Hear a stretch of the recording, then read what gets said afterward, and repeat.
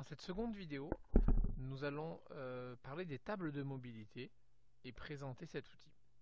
Donc, il s'agit d'un outil de mesure de la mobilité sociale. Son principe est simple. On compare la PCS du fils par rapport à celle de son père, et du coup on cherche à comprendre si la position sociale d'un individu peut être expliquée par ses origines sociales. Rappelons au préalable ce que sont les PCS, donc profession et catégorie socio-professionnelle. C'est un outil de classement qui a été établi par l'INSEE. On parle d'ailleurs souvent de la nomenclature des PCS. Alors selon l'INSEE, les PCS ont pour objet de classer l'ensemble de la population en un nombre restreint de catégories présentant chacune une certaine homogénéité sociale. En fait, on a cherché à faire des petites catégories dans lesquelles les personnes à l'intérieur se ressemblent, ont les mêmes caractéristiques sociales, et l'idée c'est que entre chaque catégorie, au contraire, on a bien une forme d'hétérogénéité, c'est-à-dire qu'on a des individus qui n'ont pas la même vie, pas les mêmes caractéristiques sociales. Il existe 6 grandes catégories d'actifs dans les PCS.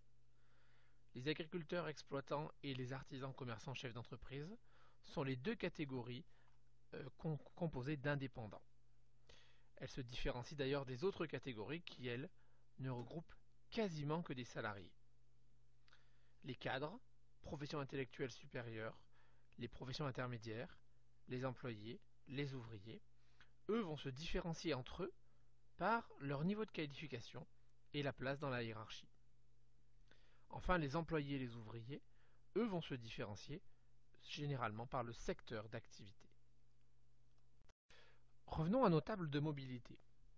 Nous avons précisé tout à l'heure que l'on allait traiter le lien père-fils et uniquement ce lien-là. On va donc exclure des tables de mobilité la majorité des femmes. Alors pourquoi est-ce que ce choix a été fait ? On regarde la profession de l'enfant lorsqu'il a entre 40 et 59 ans.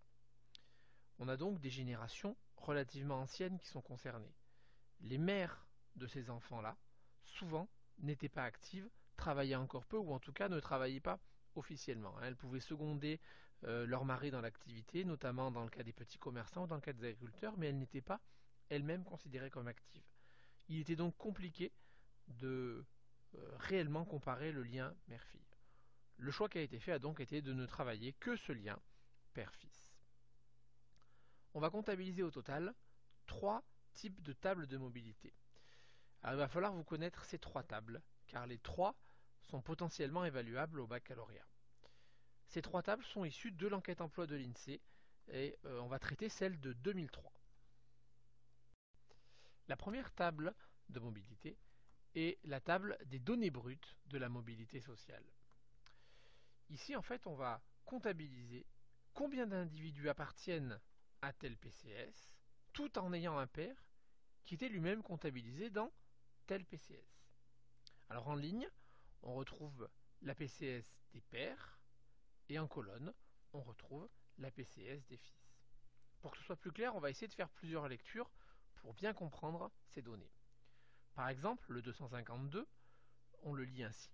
En France, en 2003, on comptait 252 000 agriculteurs exploitants ayant un père agriculteur exploitant. Donc lorsqu'on fait des lectures, il faut bien penser aux unités. Ici, les effectifs sont bien en milliers. Le 205, ici, se lit ainsi. En France, en 2003, on comptait 205 individus ayant une profession intermédiaire et ayant un père artisan, commerçant, chef d'entreprise.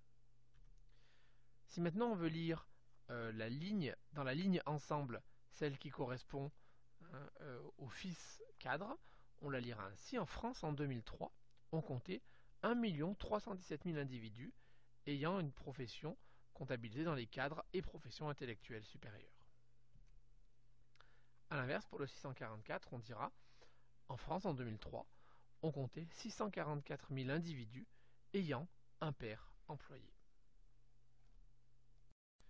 Comment calculer maintenant la mobilité sociale à partir de ce tableau ? Eh bien, le plus simple, c'est de commencer par calculer l'immobilité sociale, c'est-à-dire la situation dans laquelle le fils a la même position sociale que le père. Pour cela, on va se concentrer sur la diagonale. Et ça, c'est un élément important à retenir. La diagonale va nous montrer l'immobilité ou la reproduction sociale.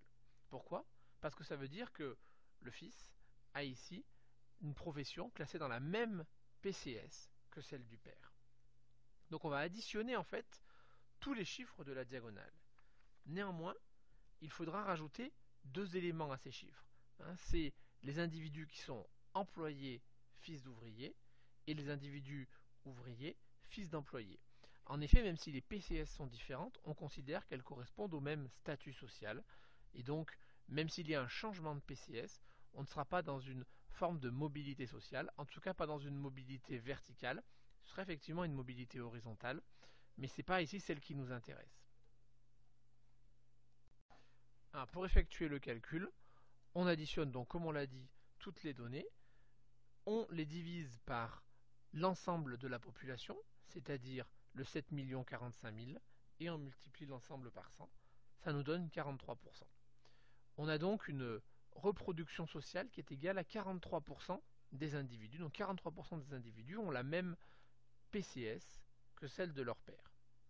La mobilité sociale, la mobilité totale, sera donc l'inverse, c'est-à-dire correspondra à 57% de la société. Attention, ça ne veut pas dire que 57% de la société a eu une mobilité sociale verticale ascendante ou a vu sa situation s'améliorer. Ça veut juste dire que 57% de la société a connu une mobilité sociale verticale, ascendante ou descendante. On ne différencie pas ici les deux. La deuxième table que l'on va étudier est la table de destinée. Ici, on va chercher à savoir ce que sont devenus les enfants de tel ou tel PCS. Par exemple, on prend tous les enfants des agriculteurs et on regarde dans quel PCS est-ce qu'ils se classent. Alors pour obtenir cette table de destinée, on est parti des tables de la mobilité brute, et on prend, par exemple, si on reprend l'exemple des enfants d'agriculteurs, on va prendre les enfants d'agriculteurs devenus cadres, qui correspond à 105 000 ici, qu'on va diviser par l'ensemble des enfants d'agriculteurs fois 100. On obtient donc 9%, ce qui veut dire que 9% des enfants d'agriculteurs sont devenus cadres. Et si on regarde la table de destinée, on va bien retrouver ce 9% à PCS du fils cadre et PCS du père agriculteur exploitant. On va maintenant s'intéresser à la lecture des données de cette table, puisque c'est une compétence que vous allez devoir maîtriser lors de l'examen. Donc si on veut lire par exemple le 28 qui se trouve entouré, il se lit comme suit. Donc sur 100 fils d'employés, bien sûr en France en 2003, 28 ont un emploi correspondant à une profession intermédiaire. Donc ça veut dire que 28% des enfants d'employés sont devenus professions intermédiaires et ont donc connu une mobilité sociale verticale ascendante. Attention, cette table ne se lira qu'en ligne et on s'en rend compte car on voit que les 100% sont placés à chaque fois sur les lignes. Alors je dis elle se lit qu'en ligne, ça dépend bien sûr de comment sont placées la PCS du fils et la PCS du père. Ici la PCS du fils est en colonne, donc elle se lira en ligne. Vous pourrez parfois avoir des tables de mobilité dans lesquelles la PCS du fils se retrouvera en ligne et la PCS du père en colonne, ce qui inverse le sens de lecture. Pour bien savoir où est-ce qu'il faut lire, il est donc important de repérer où se trouve le 100% et donc comment se lit la table. Est-ce qu'elle se lit en ligne? Est-ce qu'elle se lit en colonne? Parlons maintenant de la troisième table, la table de recrutement. Ici, on regarde d'où viennent les fils qui sont devenus cadres, employés, ouvriers. En fait, on va regarder, selon le métier de la personne, que faisait leur père, dans quel PCS leur père était classé. Pour obtenir cette table, là encore, on est parti des chiffres de la table de mobilité brute.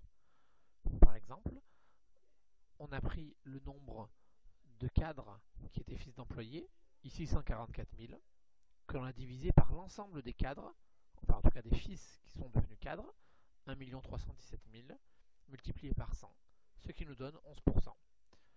On retrouve bien ce 11% dans la table de recrutement. Intéressons-nous maintenant à la lecture de cette table de recrutement. Si on prend l'exemple du 36, ici, il se lit ainsi. Donc en France, en 2003, sur 100 artisans, commerçants, chefs d'entreprise, 36 avaient un père ouvrier. C'est-à-dire que sur l'ensemble des artisans, des fils devenus artisans, 36% avait un père qui était classé dans la PCS des ouvriers. Donc cette fois-ci, cette table de recrutement se lit en colonnes, et d'ailleurs on voit bien que les 100% se trouvent à chaque fois dans les colonnes. Donc cette table se lit uniquement dans ce sens-là. La difficulté va donc être de ne pas confondre ces deux tables, car même si elles se ressemblent, elles ne se lisent pas de la même manière et n'apportent pas les mêmes renseignements. On le voit bien avec l'exemple des agriculteurs. Quand on regarde la table de destinée, on voit qu'une grande partie des fils d'agriculteurs ne sont pas devenus agriculteurs. 78%, en effet, la société a changé, on a moins besoin d'agriculteurs. Par contre, si on regarde les agriculteurs aujourd'hui, 88% ont un père même agriculteur. Donc le recrutement se fait encore massivement parmi les enfants d'agriculteurs. Donc il est vraiment important de bien regarder de quelle table on discute, et de bien choisir s'il s'agit de la table de destinée ou de recrutement. Pour cela, cherchez le 100% et regardez si le 100% correspond à la PCS du fils ou à la PCS du père. Le grand intérêt de cet outil, que sont les tables de mobilité, est qu'ils permettent de mesurer la mobilité sociale et donc de mesurer si nous avons tous, en fonction de notre origine sociale, la même probabilité d'atteindre telle ou telle position sociale. Elle nous permet également de mesurer le déclassement. Alors, le déclassement, c'est une notion un peu plurielle, qui correspond à une réalité un petit peu difficile à cerner, en tout cas à plusieurs types de réalités différentes. Mais c'est quelque chose d'important car ça correspond à une peur dans la société, notamment des parents vis-à-vis de leurs enfants. Alors, si on devait définir le déclassement, on pourrait dire qu'il comprend trois types de réalités possibles. Premièrement, ce serait avoir une position sociale moins valorisée que celle de nos parents. Là, on est dans une forme de déclassement intergénérationnel. Deuxième idée, ce serait avoir une position sociale dégradée par rapport à la position sociale que l'on avait précédemment, par exemple du fait d'un licenciement. Là, on serait dans un déclassement intragénérationnel. Et puis la troisième possibilité, c'est le fait d'avoir une position sociale moins favorisée que celle que notre diplôme devrait nous permettre de prétendre. Cela est dû notamment à la dévalorisation des diplômes qu'on reverra notamment dans la troisième vidéo. Mais ces tables de mobilité ne sont pas un outil parfait. Ils se heurtent à un certain nombre de limites.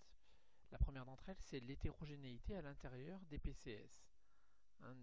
Si effectivement parfois on peut avoir la même PCS que nos parents, il n'est pas dit qu'on ait la même position sociale, car par exemple, à l'intérieur de la PCS artisan, commerçant, chef d'entreprise, il y a des situations extrêmement différentes, des statuts sociaux très différents. Par ailleurs, et c'est la deuxième limite, la précarité et le chômage viennent biaiser cette analyse. En effet, lorsque nous sommes au chômage, nous sommes conservés dans la PCS de notre ancien emploi. Or, on se rend bien compte qu'un chômeur, un cadre au chômage, n'a pas du tout le même statut social, la même vie qu'un cadre en emploi. Par ailleurs, on l'a dit, la mobilité des femmes n'est pas du tout prise en compte, puisqu'on analyse uniquement le lien père-fils. Il n'est pas non plus pris en compte la possibilité de mobilité par le mariage. En effet, nous pouvons, de par notre emploi, avoir une situation dégradée par rapport à celle de nos parents, mais du fait de l'homogamie, du fait de nos relations sociales, nous avons pu avoir un conjoint qui avait la même position sociale que nos parents, et de fait, conserver cette position de par le mariage. Enfin, ces tables de mobilité ne prennent pas du tout en compte le diplôme de la mère, qui est un rôle important, notamment dans l'aide aux devoirs, et qui peut en partie expliquer ou non la mobilité sociale.